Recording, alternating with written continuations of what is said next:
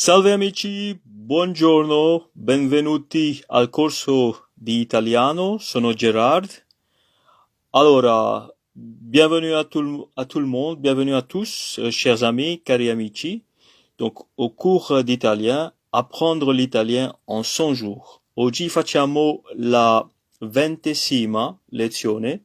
Donc, aujourd'hui, on fait la leçon, la 20e leçon. Donc, la lezione numéro 20. 20. Alors, hier, on a fait la leçon numéro 19. Donc, je souhaite juste commencer par cela. Donc, comment est-ce qu'on dit 19? On dit 19. A nove, voilà. Ma faute, c'était de dire a nove, a note. Donc, 9, c'est nove. Dici a nove, dici a nove. Et pour dire qu'on a fait la 19e leçon, il faut dire ieri, donc hier, ieri, abbiamo fatto la dici a novesima lezione di italiano. Ieri abbiamo fatto la 19ª lezione di italiano. E oggi facciamo la 20ª lezione di italiano. Alors aujourd'hui on fait la 20e leçon d'italien ensemble. Et donc l'argomento della lezione d'oggi è i lavori. I lavori. Le sujet ou le thème de la leçon d'aujourd'hui, c'est les métiers, les travaux plutôt, les différents métiers, les différents jobs qu'on peut avoir. Alors, sono pronto. Voi siete pronti, amici? Spero di sì. Spero che voi siete anche pronti per la lezione, per imparare l'italiano insieme. Allora, iniziamo la lezione subito. Alors, les amis, si vous êtes prêts, nous allons commencer avec la leçon. Donc, je vais enlever les textes qu'on n'a pas besoin et je vais mettre la première partie. Ecco la prima parte della lezione, lezione 20, lezione 20, numero 20. Il titolo, i lavori, o l'argomento è i lavori, les métiers, les jobs, voilà. Donc, introduzione per questa lezione numero 20. Ci sono diversi lavori e due categorie principali, le professioni et les occupazioni. Donc les amis, pourquoi j'ai eu du mal à traduire le sujet, le thème, c'est que lavori, c'est les jobs, donc les métiers, mais comme on vient de lire, ci sono diversi lavori. Donc il y a différents métiers et il y a deux catégories principales. Donc il y a les professions et les métiers. Donc les travaux, je dois dire les travaux ou les métiers, les professions, voilà, les professions sont divisées en deux catégories. Il y a les professions, les professioni et les occupazioni. On va apprendre la différence entre les deux avant de voir comment on dit les choses en italien. Alors, les professioni richiedono una formazione specifica. Specifica, c'est spécifique. Les professions donc exigent ou demandent une formation ou una formazione specifica come il medico o l'avvocato. Alors c'est des métiers, c'est des professions plutôt. Le terme exact c'est les professions. Donc ces professions demandent une étude poussée, une longue étude. Alors pour être médecin, par exemple, médicaux, il faut étudier pendant des années, jusqu'à 10 ans même, pour avoir une spécialité et tout. Et aussi, par exemple, pour devenir avocat. Avocat, l'avvocato, donc a besoin d'étudier à l'université, a besoin d'avoir la licence, a besoin de faire des examens, etc., etc., etc. Alors que le occupazioni sono lavori più generici. Generici, ce que veut dire c'est plus général, donc come l'operaio o l'impiegato. Alors on va voir qu'est-ce que ça veut dire l'operaio et l'impiegato. Impiegato, c'est un employé, donc être employé dans une entreprise, dans une boîte. Et l'operaio, donc on verra donc tout de suite qu'est-ce que ça veut dire. Donc voyons la partie vocabulaire. Alors, operaio, c'est un ouvrier, donc il vocabulario. Un operaio, c'est un ouvrier. Donc ça sonne comme opérateur. Au fait, c'est pas l'opérateur, c'est operatore, c'est l'opérateur, mais operaio, c'est un ouvrier. Alors, un ouvrier ou impiegato, c'est un employé. Alors, in contrario della parola, contrario della parola est dirigente. Alors, c'est quoi le contraire de du mot operaio? Le contraire du mot ouvrier, c'est dirigente en italien. Alors, c'est quoi dirigente? Le contraire de ouvrier? Una persona di responsabilità. C'est une personne de responsabilité in un'azienda. Azienda, c'est une agence. Donc, une personne de responsabilité dans une agence, on l'appelle en italien dirigente. Dirigente. Alors, il y a l'ouvrier, operaio, un operaio. Je pense au féminin, ça donne una operaia, un operaio, una operaia, une ouvrière. Alors, le terme français pour le mot italien dirigente, c'est un cadre, quelqu'un qui est de responsabilité dans une agence, c'est un cadre. Voilà, vous avez appris ces deux mots, un operaio, un dirigente, et vous savez donc que la personne qui travaille dans une agence, donc l'agence se dit azienda en italien, et qui a à responsabilité, c'est un cadre, alors que quelqu'un qui est subalterne, donc lui c'est un ouvrier, c'est un operaio.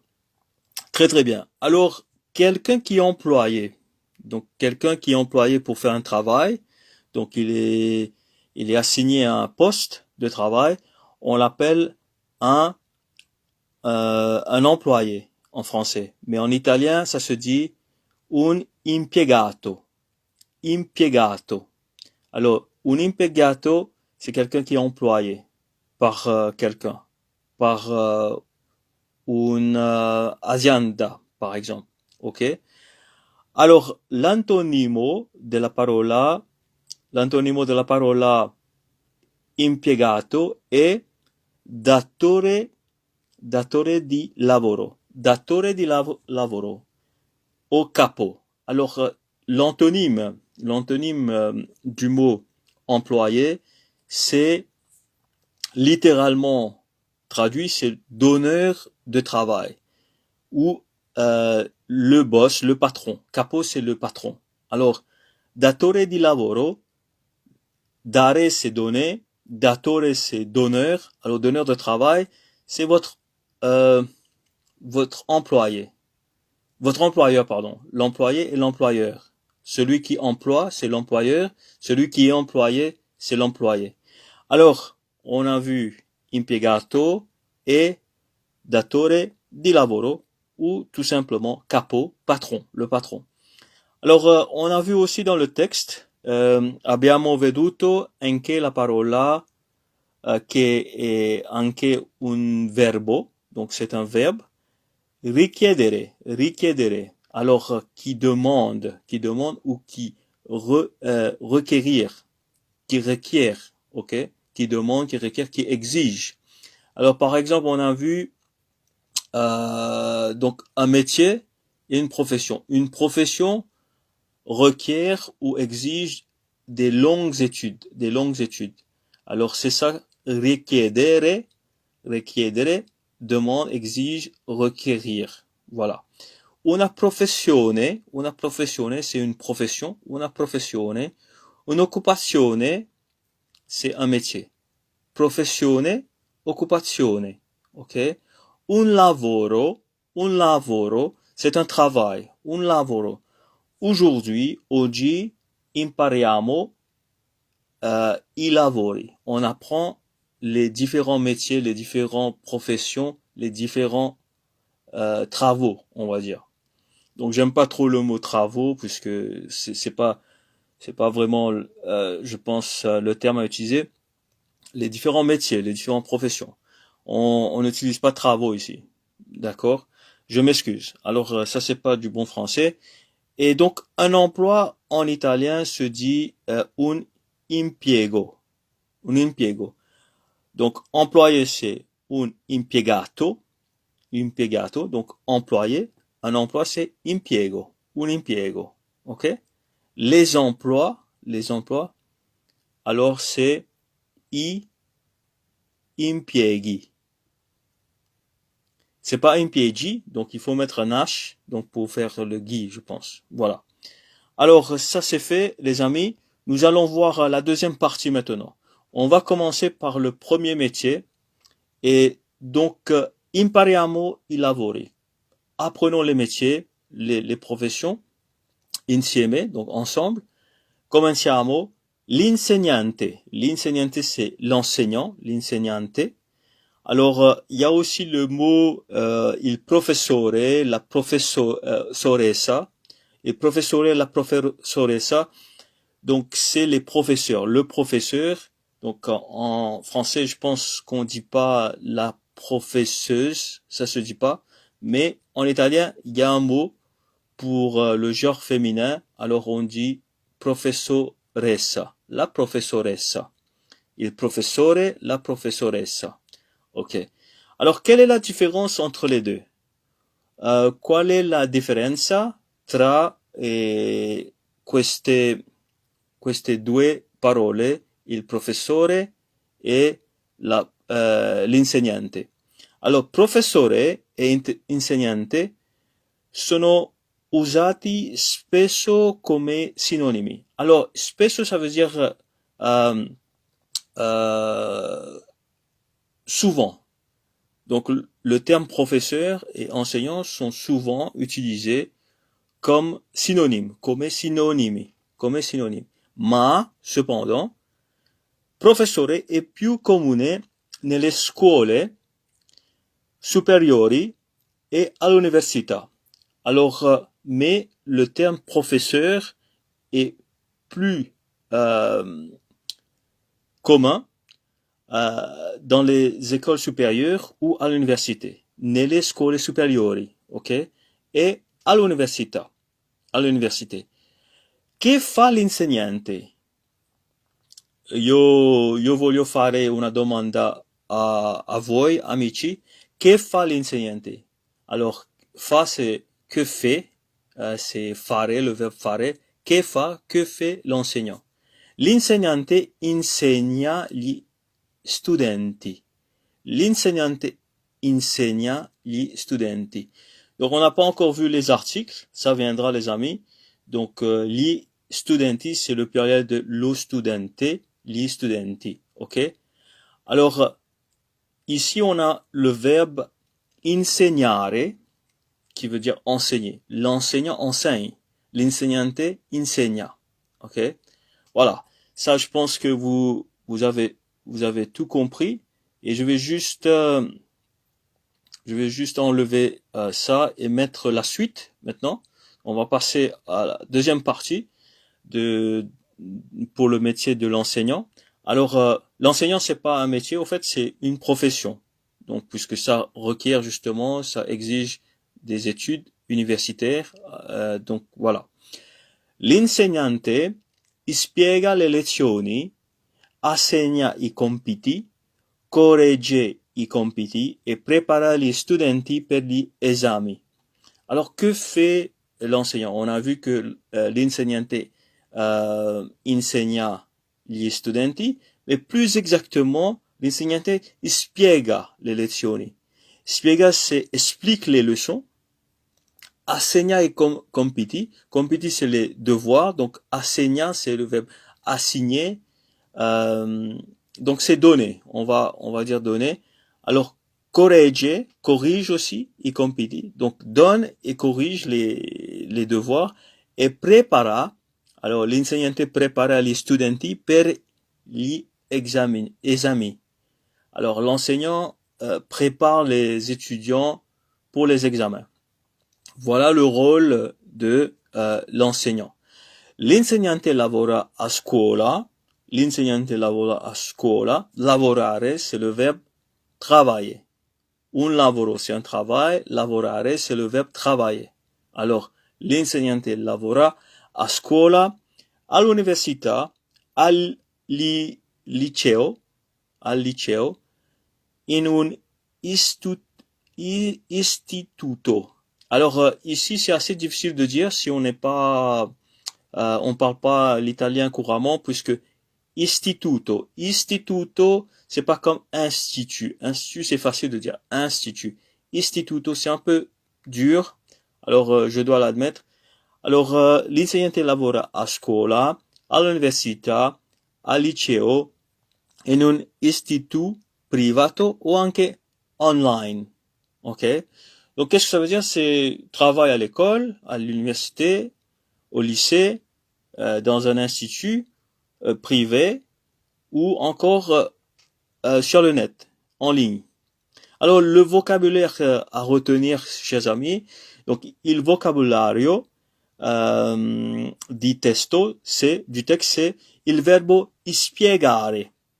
L'insegnante spiega le lezioni. Alors, l'enseignant explique, spiega, du verbe spiegare, expliquer. Il verbo assegnare, c'est donner, comme j'ai dit, donc comme j'expliquais. Qu'est-ce que l'enseignant fait? L'enseignant assegna i compiti. Il donne des exercices, des devoirs à faire. Et ensuite, il corrige, corregge, correggere, il verbo correggere, i compiti. Et il prépare, preparare, gli studenti per gli esami. Alors, un compito, c'est au singulier. Al singolare, donc compiti al plurale. Al singolare, un compiti, c'est un devoir. Les devoirs, c'est i compiti. Alors, un verbe qu'on avait aussi, il verbo correggere. Correggere, c'est pas il verbo correre. Correre, c'est courir, mais correggere, c'est corriger. Corriger quoi? I compiti, bien sûr, les devoirs.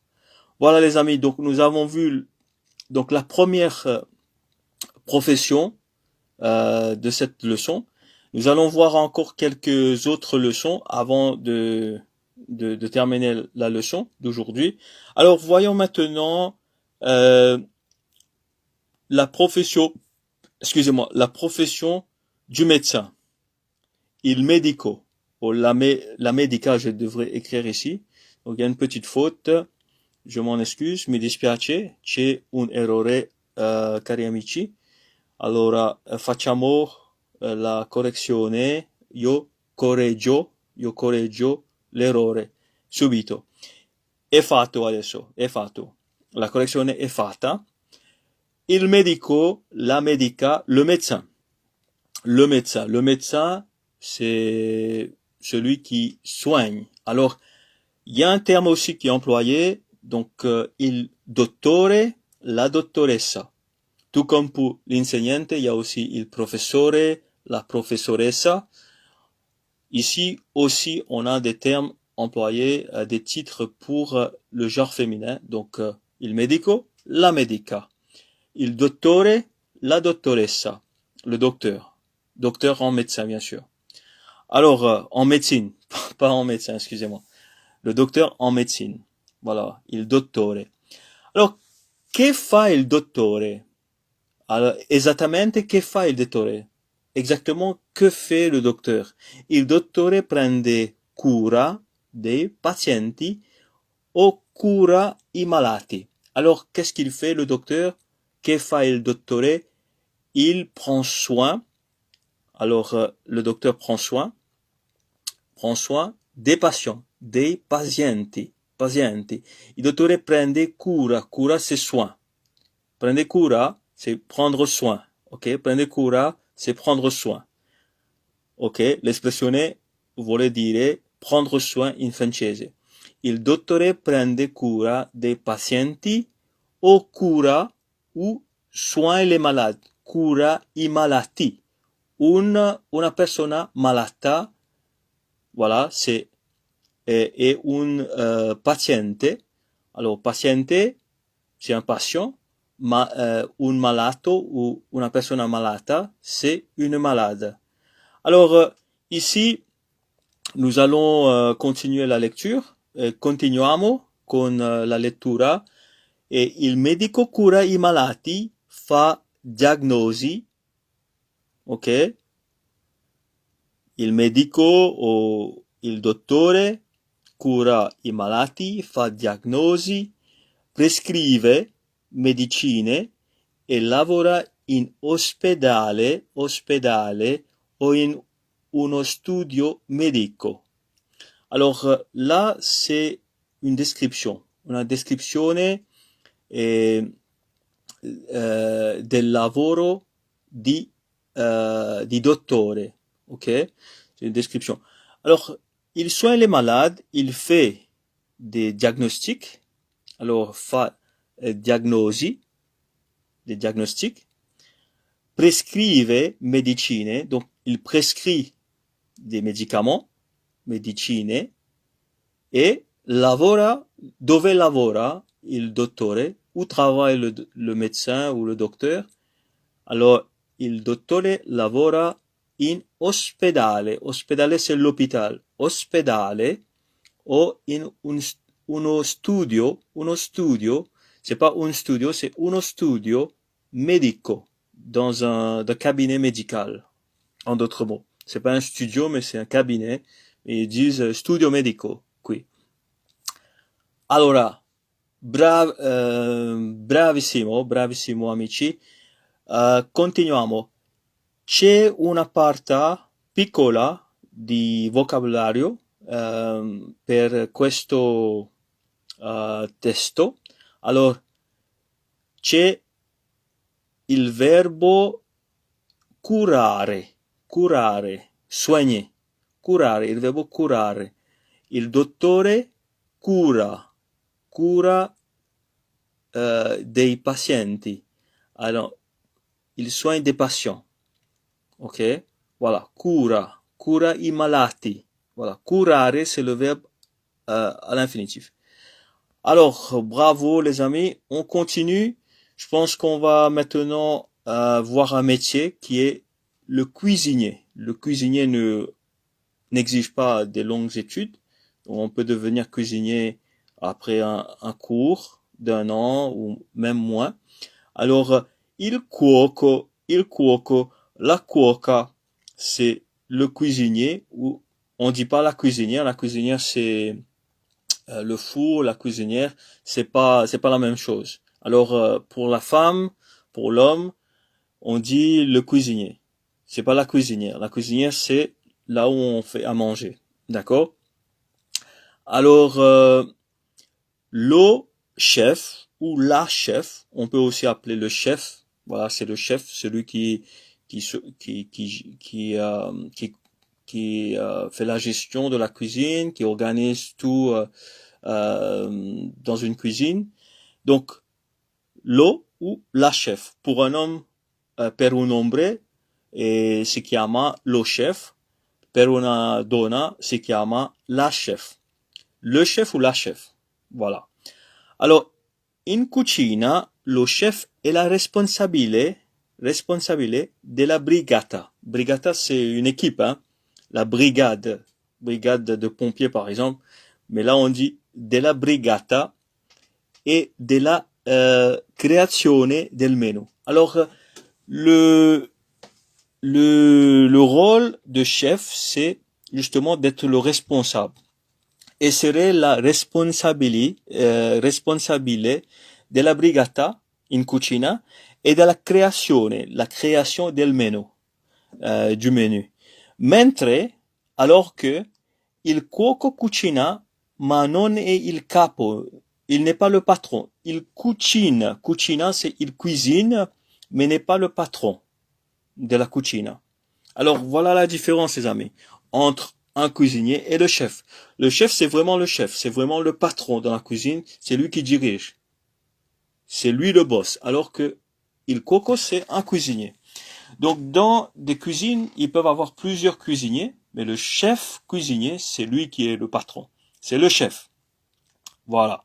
Alors, facciamo la, no, la prossima parte. Facciamo la prossima parte. Faisons la partie suivante. Alors, che fa il cuoco? Che fa il cuoco? Il cuoco cucina. Il cuoco cucina il cibo o prepara i piatti in un ristorante. Alors, che fa il cuoco? Il cuoco cucina. Cucinare, c'est cuisiner. Alors, il cuoco cucina il cibo.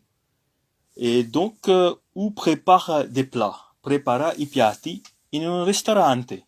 In la cucina, nella cucina di un ristorante. Ok. Donc, on a appris le verbe cuisiner, cucinare. Il cuoco cucina. Ok.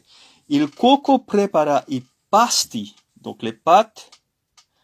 Crea ricette, il crée des recettes. Gestisce c'est gère, gestisce la cucina et lavora in un ristorante, dans un restaurant, il travaille, lavora.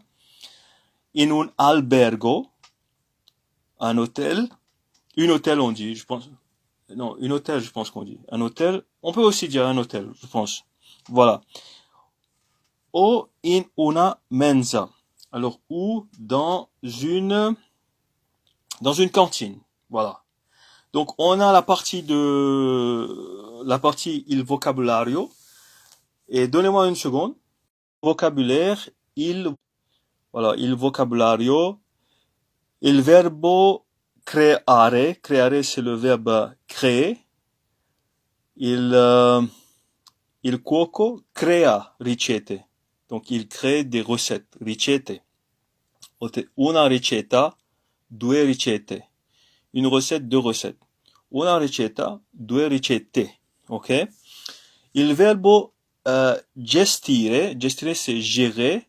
Et on a vu que c'est un verbe qui n'est pas régulier.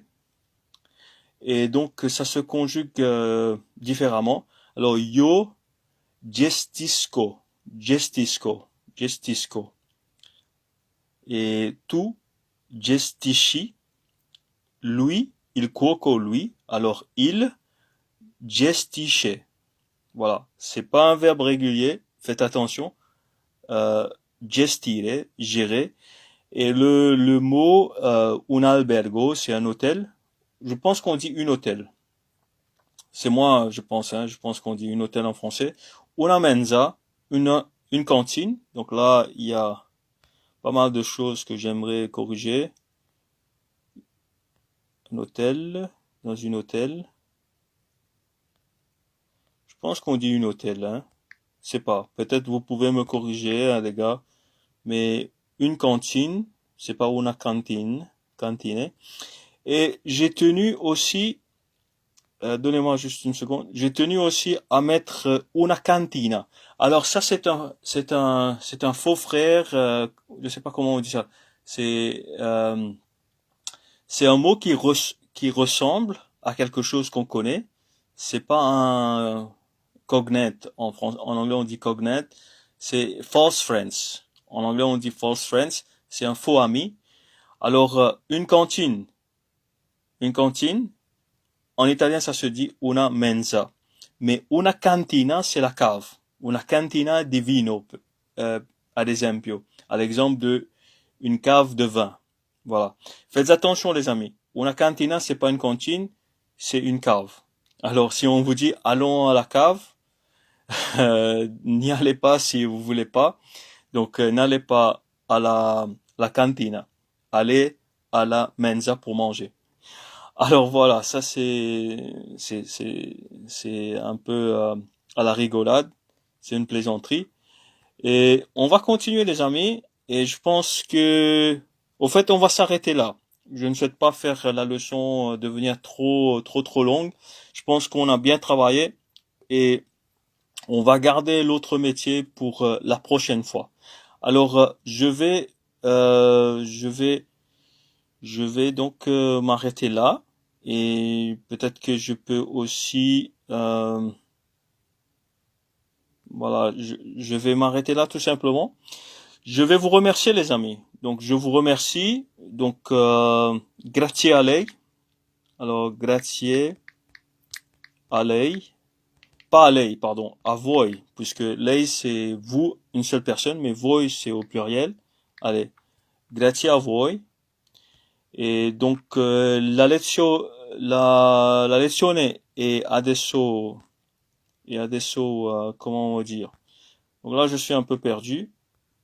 Alors je vais écrire tout là, hein, je vais tout écrire. Alors grazie a voi amici, cari amici, je vais aussi dire chers amis, amici.